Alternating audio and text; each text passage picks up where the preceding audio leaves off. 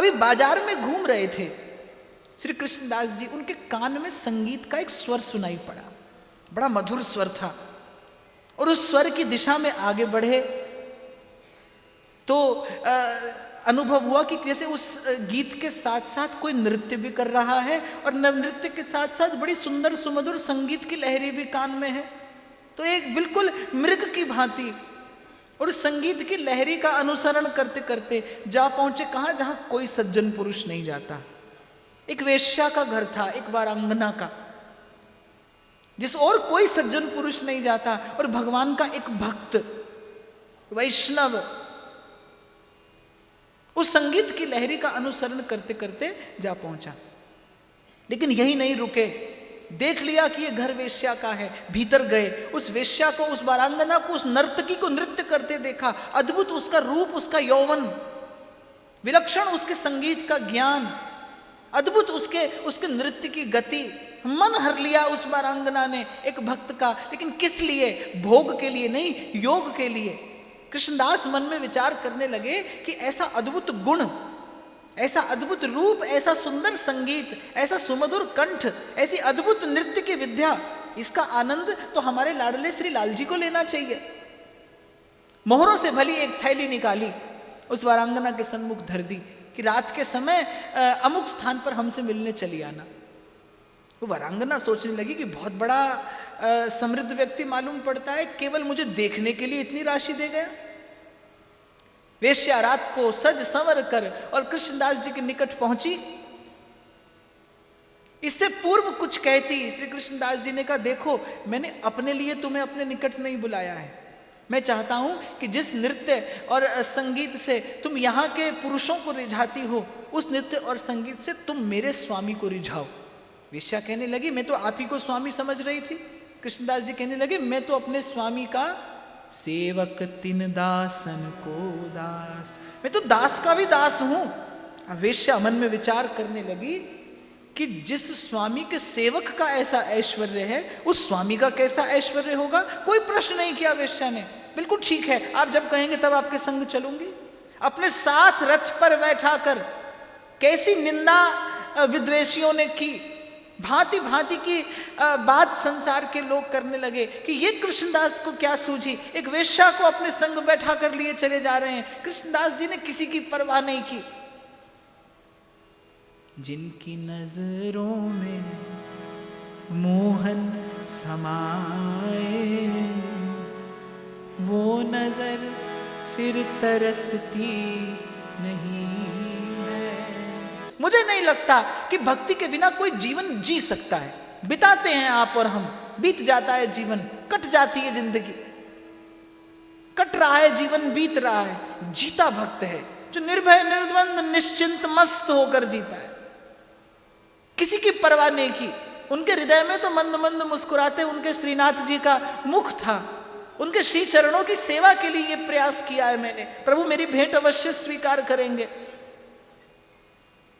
और ले जाकर श्री जमुना जी में स्नान कराया, श्री ठाकुर जी के प्रसादी वस्त्र दिए, वृंदावन की रज का तिलक किया और कहा कि संध्या समय मेरे स्वामी के सन्मुख तुम्हें जाना होगा, और आज तक जो सीखा है उससे बस एक बार मेरे स्वामी को रिझा लेना। मैं तुम्हें वचन देता हूं, यदि एक बार वो रिझ गए तुम पर तो तुमको जीवन भर किसी को नहीं रिझाना पड़ेगा। यदि आज वो तुझ पर प्रसन्न हो गया, तुझे जीवन भर किसी अन्य की आशा आवश्यकता नहीं रखनी पड़ेगी। उसका द्वार ऐसा है, उसे आज तक जिसने रिझाया है वो याचक याचक नहीं रहा, वो दाता हो गया। बड़ी महिमा सुन ली वेश्या ने कि आखिर ऐसा कौन सा स्वामी है जिसके सन्मुख मुझे ले जाया जाएगा। देखिए मंदिर का प्रांगण जिसमें किसी को जाने की अनुमति नहीं है, वहां पर कौन जाता है? एक वेश्या जाती है। मूल में क्या है? एक भक्त की कृपा है, एक संत की कृपा है, एक संत की दृष्टि पड़ गई है, बस इतना ही तो। एक संत की दृष्टि पड़ गई, एक संत की दृष्टि में आ गया वो जीव। वो कैसा है? मैला कुचैला, संत ने नहीं देखा, संत ने नहीं देखा, बाह पकड़ ली और प्रभु के सन्मुख जाकर कर दिया। जब सन्मुख हुई वेश्या तब उसे कुछ कुछ रहस्य समझ में आने लगा कि आज मुझे किसके सन्मुख नृत्य करना है। और जैसे ही पट खुला मंद मंद मुस्कुराते श्याम सुंदर सन्मुख खड़े हैं, अनंत कोटि लावण्य सिंधु। श्री ठाकुर जी के अंग अंग से रूप की सुधा छिटक रही है। ऐसी भेंट आज से पूर्व कोई नहीं लाया था, ऐसी भेंट आज से पूर्व किसी भक्त ने निवेदन नहीं की थी। श्रीनाथ जी भी मुस्कुरा दिए, प्रेम भरी चितवन से उस भेंट की ओर देखा। ना तो भक्त की दृष्टि में वो वेश्या है, वो तो सेवा का साधन है, और ना भगवान की दृष्टि में वो वेश्या है, वो भक्त के द्वारा लाई हुई भेंट है। मंद मंद मुस्कुरा दिए प्रभु, उसकी ओर देख के प्रेम भरी चितवन से उसकी ओर देखा, मुस्कुरा दिए। और भगवान की मुस्कान कैसी, हासो जनोन्मादकारी च माया।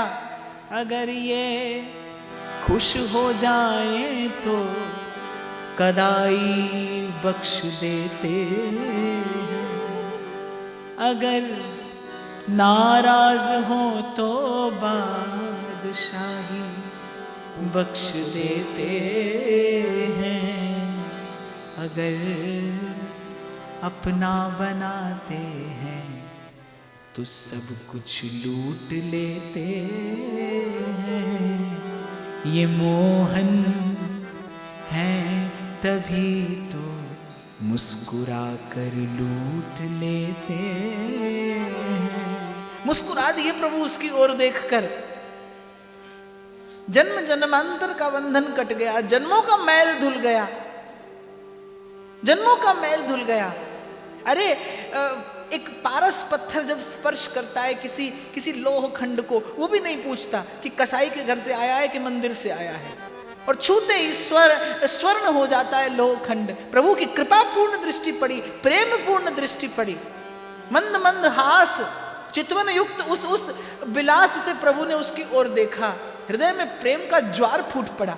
देखो, विचार रखना, कितना भी मैला कुचैला कोई क्यों ना हो, कितना भी क्रूर से क्रूर व्यक्ति क्यों ना हो, प्रभु से प्रेम करने की योग्यता उसके पास में सदा रहती है। प्रेम का बीज उसके मन में सदा रहता है।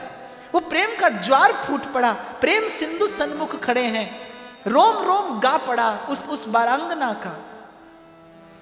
तान सुनी बांसुरी की सुध बुध में खो गई, तान सुनी बांसुरी की सुध बुध में खोए, भूल गई लोक लाज बस तेरी मैं हो गई, भूल गई लोक लाज बस तेरी मैं हो गई, बस तेरी मैं हो गई, बस तेरी मैं हो गई। मेरी सांसों की माला तेरे नाम, मेरी सांसों की माला तेरे नाम, मेरे अलबेले शाम, मेरी सांसों की माला तेरे नाम, मेरे अलबेले शाम, तेरी मुरली की मैं हूँ गुलाम, मेरे अलबेले शाम, तेरी मुरली की मैं हूँ गुलाम, मेरे अलबेले शाम, अलबेले शाम मेरे मतवाले शाम, अलबेले शाम मेरे मतवाले शाम, मेरी सांसों की माला तेरे नाम, मेरे अलबेले शाम, मेरी सांसों की माला तेरे नाम, मेरे अलबेले शाम। बस उस क्षण भर में जीव निर्मल हो गया और मन ही मन जो आज तक अर्जित किया था वो सब प्रभु के चरणों में उड़ेल देने का प्रयास करते हुए वो वारांगना मनी मन प्रार्थना करती है। अब वारांगना नहीं रही, वो जीव प्रभु के चरणों में विनय करता है, प्रभु जन्म जन्म मुनि जतन कराही, पे अंत राम कहीं आवत नाही। जन्मों जन्मों का प्रयास विफल होता है, अंत में आपका स्मरण नहीं होता। यदि किंचित मेरी चेष्टा से आप प्रसन्न हो तो बस मुझ पर ऐसी कृपा करना कि जिन नेत्रों ने आपका दर्शन किया है उन नेत्रों से आप कभी पुनः संसार न देखना पड़े। अपने चरणों में किंचित सा स्थान देकर कृतार्थ कर दीजिए। और बस मोहन मोहन कहती मन मोहन में मिला दिया।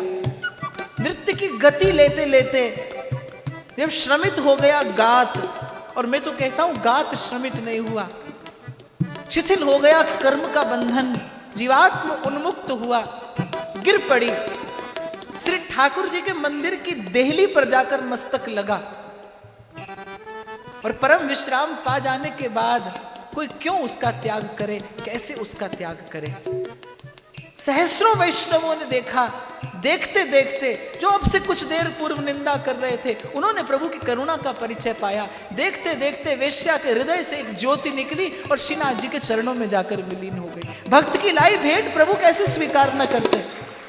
और अगर इस समग्र घटना के मूल में आप चिंतन करेंगे कि इस अस्तित्व में अगर सबसे बड़ा कोई चमत्कार है, सबसे अद्भुत कोई घटना है, सबसे विलक्षण कोई घटना है, तो वो जीवन में किसी सत्पुरुष का आ जाना है, जीवन में किसी साधु पुरुष का आ जाना है। वो तो विषयी पुरुषों को रिझाने में लगी, संत की दृष्टि पड़ गई। कीचड़ में खिला कमल जान संत ने उठाया और प्रभु के श्री चरणों में जाकर निवेदन कर दिया।